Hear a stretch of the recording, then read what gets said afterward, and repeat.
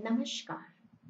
आज हम कक्षा 10वीं की पाठ्य पुस्तक क्षितिज भाग 2 के गद्य खंड में से बाल गोविंद भगत पढ़ेंगे और समझेंगे, जिसके लेखक रामवृक्ष बेनीपुरी जी हैं।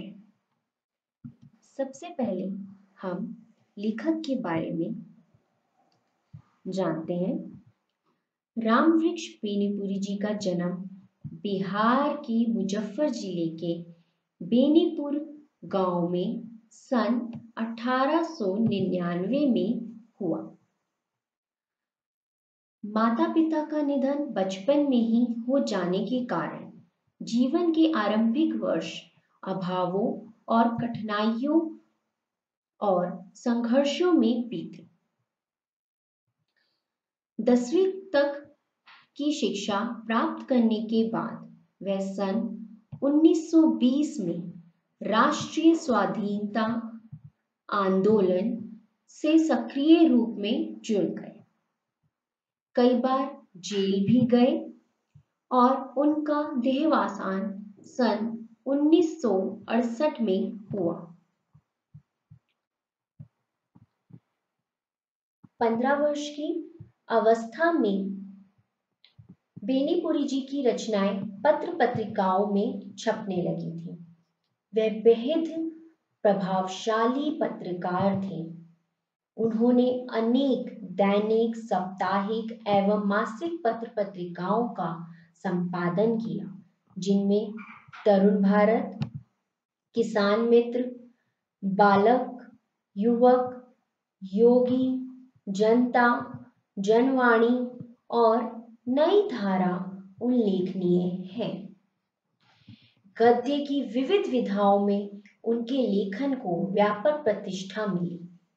उनका पूरा साहित्य बेनीपुरी रचनावली के 8 खंडों में प्रकाशित है। उनकी रचना यात्रा के महत्वपूर्ण पड़ाव है पतितों के देश में, जो कि एक उपन्यास है, चिता के फूल कहानी, अम्बपाली नाटक, माटी की मूर्तें रेखा चित्र, पैरों में पंख बांधकर यात्रा वृतांत, जंजीरें और दीवारें संस्मरण आदि। उनकी रचनाओं की जो विशेषता है वो क्या है कि उसमें हमें स्वाधीनता की चेतना देखने को मिलती है, मनुष्यता की चिंता और इतिहास की युगन अनुरूप व्याख्या है। जो भी उन्होंने लिखा है, जो भी उनका साहित्य है, उनमें सबसे ज्यादा हमें देखने को मिलता है, क्योंकि वो उस समय के हैं जब हमारा देश गुलाम था। तो उस समय लोगों में स्वाधीनता, स्वतंत्रता की चेतना जागृत करने के लिए उन्होंने ऐसी रचनाएं लिखी।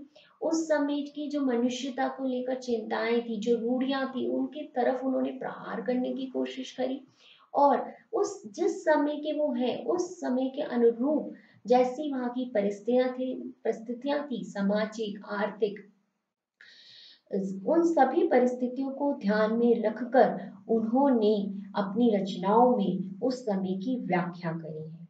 इसीलिए उन्हें कलम का जादूगर भी कहा जाता है। प्रस्तुत पाठ जो है बाल गोविंद भगत, वो एक रेखा चित्र है। उनकी विधा जो है रेखा चित्र, उनमें से ही एक पाठ है रेखा चित्र, लिखा है उन्होंने बाल गोविंद भगत। अब ये रेखा चित्र होता क्या है? ये रेखा चित्र जो है उसका अर्थ होता है स्केच। इंग्लिश में हम इसे स्केच कहते हैं। ठीक है, स्केच हम किसके लिए बनाते हैं? जब हम ड्राइंग करते हैं तब हम स्केच बनाते हैं किसी भी चीज का। तो ये एक तरह की कला भी है, लेखन कला भी है। इस स्केच के माध्यम से, इस रेखा चित्र के माध्यम से लेखक किसी व्यक्ति के चरित्र का स्केच खींचता है। और वो स्केच कैसे खींचता है? वो अपने शब्दों के द्वारा उसके बारे में बताकर उसका एक चित्र हमारे सामने प्रस्तुत करता है। तो उसे हम रेखा चित्र कहते हैं। तो यहाँ पर भी लेखक ने रेखा चित्र के माध्यम से, लेखक चित्र विधा के माध्यम से बाल गोविंद भगत का चित्र खींचने की कोशिश करी है। इस रेखा चित्र के माध्यम से लेखक ने उनके चरित्र की, मैंने बताया ना कि रेखा चित्र क्या है, जिसमें हम स्केच बनाते हैं, तो स्केच हम यहाँ किसका बना रहे हैं, एक व्यक्ति का बना रहे हैं। वो कैसे हम दिखा रहे हैं, उनके चरित्र के माध्यम से। तो उनके चरित्र का उद्घाटन किया है, मतलब बताया है, और साथ ही ये भी बताया है कि उनका चरित्र कैसा है, वो जो मनुष्यता, लोक संस्कृति और सामूहिक चेतना का प्रतीक है। साथ ही इस पाठ के माध्यम से लेखक ये भी बताना चाहते हैं कि हम किसी की बाह्य वेशभूषा या फिर बाह्य अनुष्ठानों से कोई सन्यासी नहीं कहला सकता। मतलब हम ये कहते हैं कि किसी ने सन्यासी है तो कोई जंगल में रहता है, घर बार छोड़ दिया है उसने, वेशभूषा उसकी सन्यासी जैसी, हम उसको तब सन्यासी नहीं कहेंगे। हम सन्यासी किस आधार पर हम किसी को कह सकते हैं, जब वो उसके अंदर वो सारे गुण वो हमें देखने को मिलते हैं। तो बाल गोविंद भगत के बारे में भी लेखक यही कहना चाहते हैं कि वो दिखने में सन्यासी भले ही ना हो लगे, लेकिन उनके अंदर सारे सन्यासियों के गुण हैं। यह पाठ सामाजिक रूढ़ियों पर भी प्रहार करता है। इस रेखा चित्र की एक विशेषता ये भी है कि बाल गोविंद भगत के माध्यम से लेखक ने ग्रामीण जीवन की सजीव झांकी देखने को मिलती है। कि इस पाठ में उन्होंने बाल गोविंद के चरित्र को तो दिखाया ही है कि वो कैसे हैं, साथ ही साथ उनका उस समय का जो ग्रामीण जीवन था वो कैसा था, वो भी हमें सजीव रूप में, मतलब हमारे समक्ष हमें साफ साफ दिखाई देता है। अब हम पाठ की शुरुआत करते हैं। बाल गोविंद भगत। बाल गोविंद भगत मंझोले कद के गोरे चिट्टे आदमी थे। मंझोले कद, मंझोले मतलब क्या होता है, ना बहुत बड़ा ना बहुत छोटा, 60 से ऊपर के ही होंगे। बाल पक गए थे, लंबी दाढ़ी या जटा जूट तो नहीं रखते थे, किंतु हमेशा उनका चेहरा सफेद बालों से ही जगमग किए रहता। कपड़े बिल्कुल कम पहनते, कमर में एक लंगोटी मात और सर पर कबीर पंथियों की सी कनफटी टोपी। जब जाड़ा आता एक काली कमली ऊपर से ओढ़े रहते।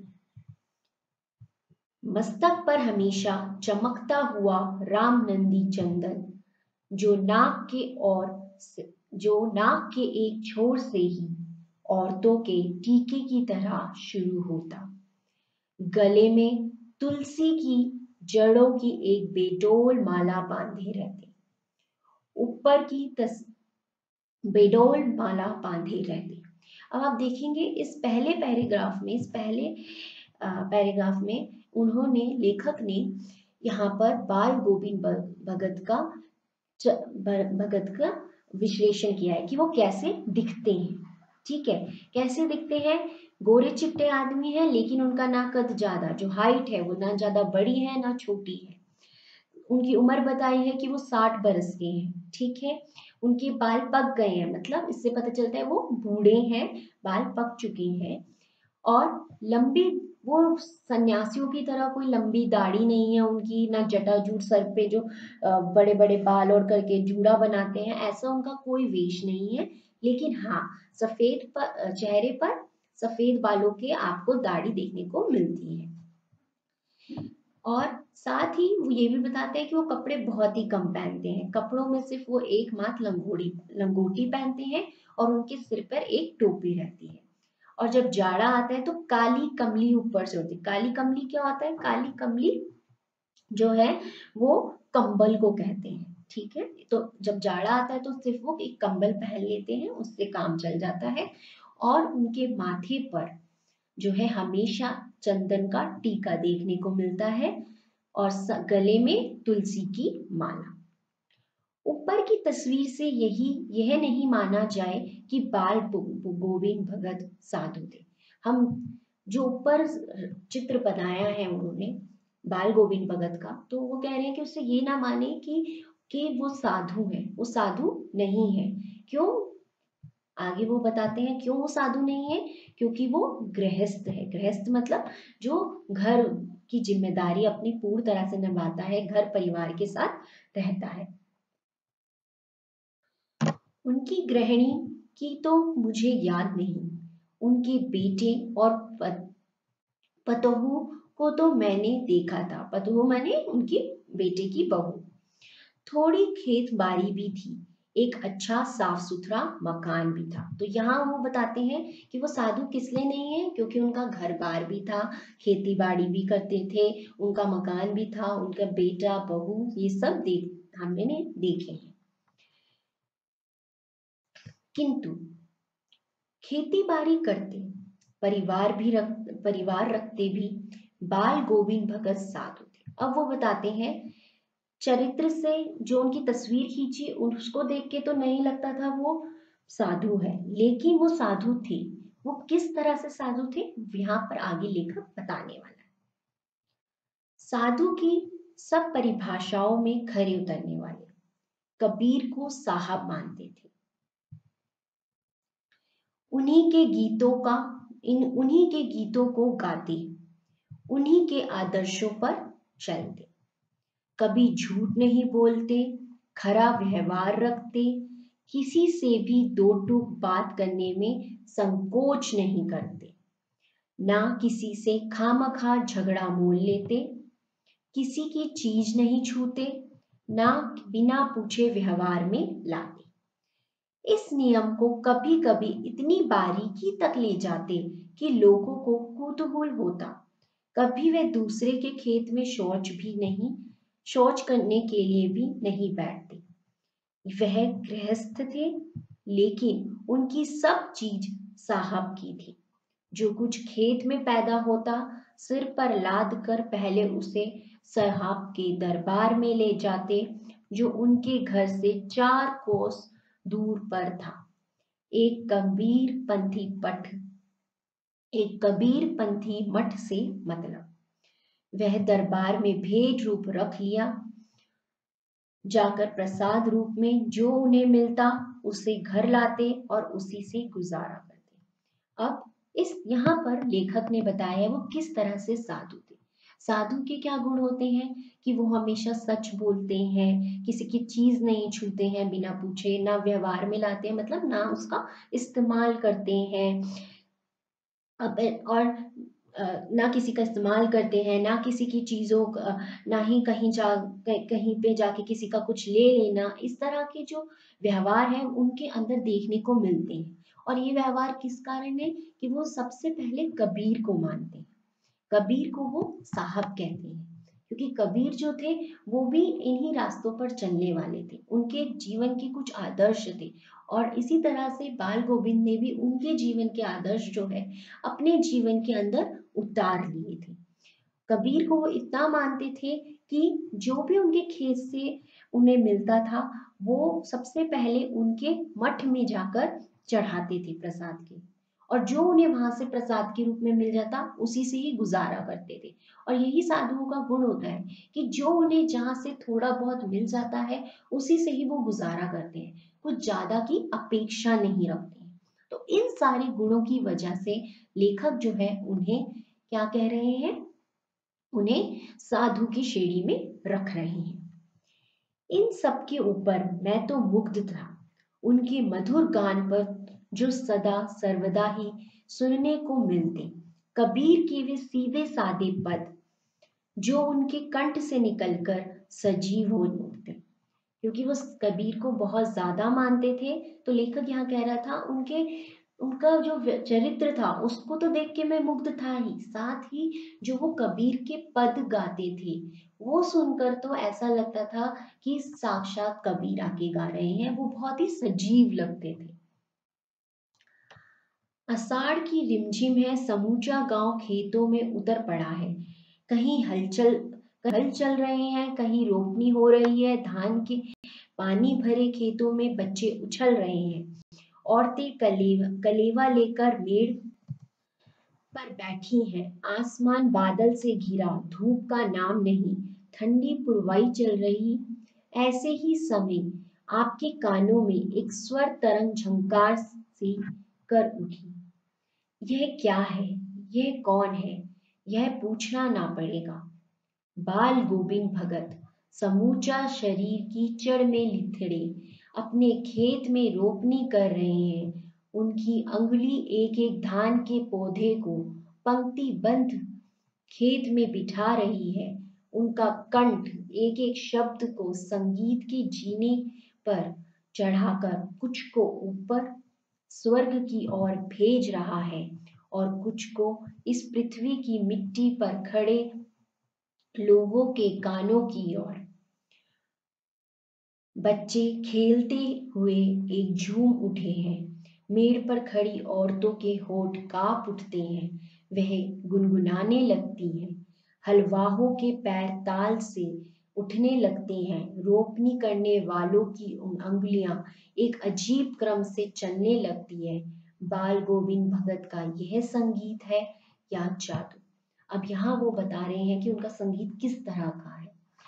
पहले उन्होंने बताया कि उनका संगीत बहुत मधुर है, सजीव कर देता है चीजों को। तो किस तरह से करता है, यहाँ पर उन्होंने ये बताने की कोशिश करी है कि जिस समय उन्होंने एक चित्र रखा है कि धान बोने का समय है, सब खेतों में है, बच्चे खेल रहे हैं, औरतें मेड़ पर बैठी हैं, आसमान में बादल घिरे हुए हैं, धूप नहीं है, और उसी समय बाल गोविंद भगत अपना काम करते हुए, ठीक है, अपना काम करते हुए, क्या काम, खेती बाड़ी करते हुए वो अपने गीतों में मग्न है। और उनके गीत सुनकर उनके जो शब्द का उच्चारण वो जो कर रहे हैं, जो गा रहे हैं, उससे आसपास का वातावरण एकदम से बदल उठता है।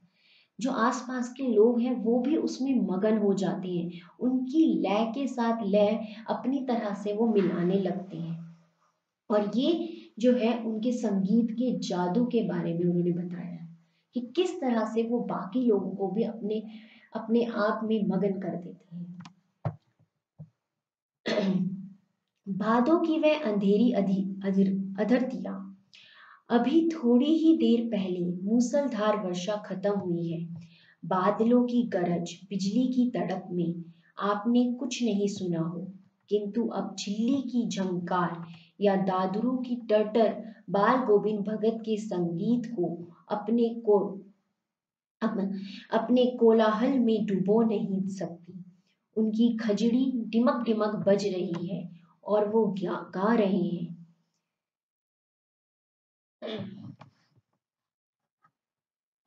गोदी में पियावा, चमक उठे सखिया, चिहुक उठे ना।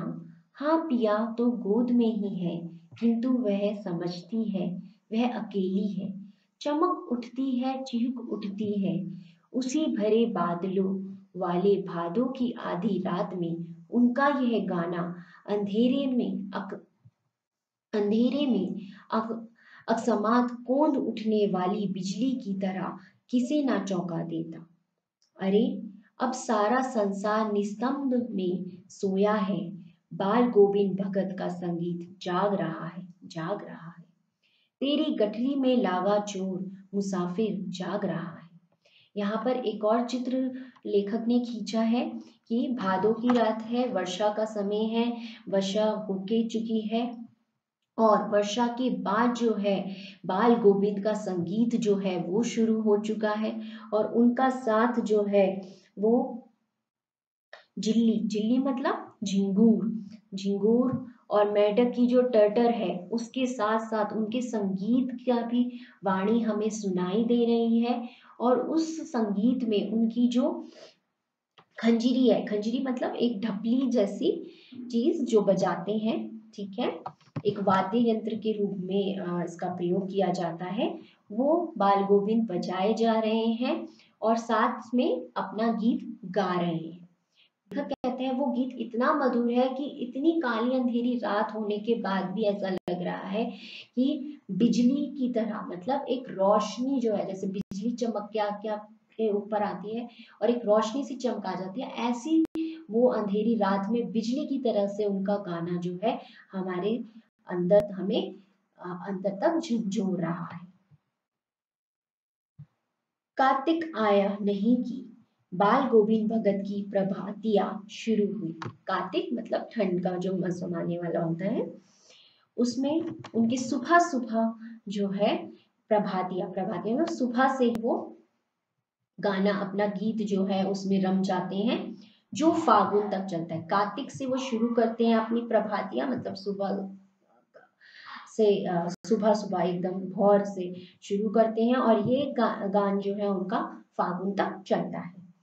इन दिनों वह सवेरे ही हम देख रहे हैं उत्कर्षता, मतलब उत्कर्ष मतलब ऊंचाई देख रहे हैं कि जब उनका बेटा मरा। ठीक है, अब यहाँ पर देखो लेखक ने जिसके बारे में बताया है उसका चरित्र, उनका रेखा चित्र जो है वो आपके सामने खींच के रखा है, चाहे थोड़ी सी ही देर के लिए वो चरित्र आया है, चित्र आया है। अब उनके बेटे के बारे में बता रहे हैं, उनका बेटा कैसा दिखता है, उनका कद बहुत बोदा सा है, सुस्त सा है। ठीक है, तो बाल गोविंद जी का मतलब ऐसे लोगों को हमें ज्यादा प्यार करना चाहिए। साथ ही उनकी वो बहू के बारे में भी लेखक यहाँ बताते हैं कि बहू भी बहुत ही सुशील है और सारे घर को अच्छे से संभालती है। ठीक है, तो यहाँ पर बता रहे जब उनका बेटा मरा तब की वो बात बता रहे हैं, वो बैठकर जमीन में आसन जमा के गीत गा रहे हैं।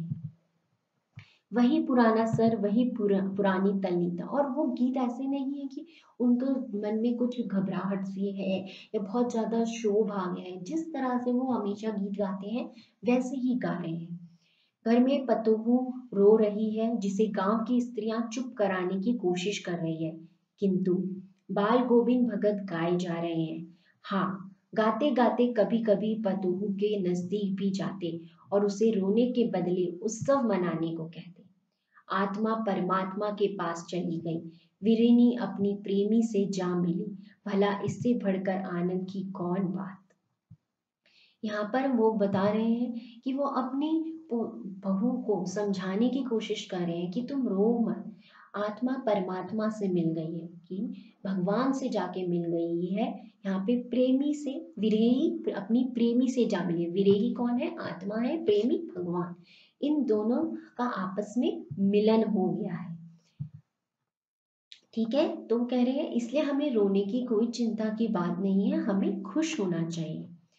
लेखक कहता है कि मैं कभी कभी सोचता यह पागल तो नहीं हो गए, किंतु नहीं, वह जो कुछ कह रहे थे उसमें उनका विश्वास बोल रहा था, वह चरम विश्वास जो हमेशा ही मृत्यु पर विजय होता है। वो उनका विश्वास था, इस कारण से वो दुखी नहीं थे। ठीक है, इसलिए वो उस मृत्यु पर भी अपनी विजय प्राप्त कर लेते हैं। बेटे के क्रियाक्रम में तुल नहीं किया, पतोहू से ही आग दिलाई। अब यहाँ पर उन्होंने जो मैंने बताया था शुरुआत में कि सामाजिक रूढ़ियों पर प्रहार किया, कि हमेशा समाज में आता है किसी की मृत्यु होगी तो बेटा या कोई पुरुष ही आग लगाएगा, लेकिन यहाँ पर बाल गोविंद बहू जो है वो अपने पति को आग दे रही है। किंतु ज्यों ही श्राद्ध की अवधि पूरी हुई, पोतुओं के भाई को बुलाकर उसके साथ कर दिया, यह आदेश देते हुए कि इसकी दूसरी दूसरी शादी कर देना। अब दूसरी सामाजिक रूढ़ियों को वो तोड़ रहे थे उस वक्त की, कि उन्होंने अपनी बहू की दूसरी शादी करने के लिए उसके भाई को बुलाया और उनके साथ भेज दिया।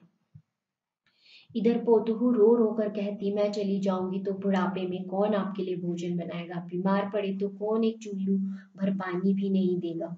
मैं पैर पड़ती हूँ, मुझे अपने चरणों से अलग नहीं कीजिए। लेकिन भगत का निर्णय अटल था, तू जा, नहीं तो मैं भी इस घर को छोड़कर चल दूंगा। यह थी उनकी आखिरी दलील, और इस दलील के आगे बेचारी की क्या चलती। बाल गोविंद भगत की मौत उन्हीं के अनुरूप हुई। अब यहाँ वो बता रहे हैं कि उनकी मौत किस तरह से हुई। वह हर वर्ष गंगा स्नान करने जाते, स्नान पर उतनी आस्था नहीं रखते जितना संत समागम और लोक दर्शन पर। गंगा स्नान के लिए वो जाते थे और वहां पर उन्हें स्नान से इतना ज्यादा मतलब नहीं था, लेकिन हाँ वहां पर जो संतों की मंडली लगती थी, लोक दर्शन होते थे, उनमें उनका ज्यादा मन था। और वो हमेशा वहां पैदल जाते थे, कोई साधन का प्रयोग नहीं करते थे। और कितनी दूर पैदल जाते थे, 30 कोस पर। साधु को सबल लेने का क्या हक, और गृहस्थ किसी से भिक्षा क्यों मांगे। अतः घर से खाकर चलते तो फिर घर पर ही लौटकर खाते। रास्ते भर खजड़ी बजाते गाते, जहां प्यास लगती पानी पी लेते, 4-5 दिन आने जाने में लगते। किंतु इस लंबे उपवास में भी वही मस्ती। अब बुढ़ापा आ गया था, किंतु टेक वही जाने वाली जवानी वाली। मतलब बुढ़ापा आ गया था लेकिन अभी भी वही वो जवानों की तरह, जो जवानी में जिस तरह से जाते थे, भूखे रह लेते थे, उसी तरह से वो जोशीले थे। लेकिन इस बार जब वो गंगा स्नान से लौटे थे तो उनकी तबीयत खराब हो गई थी।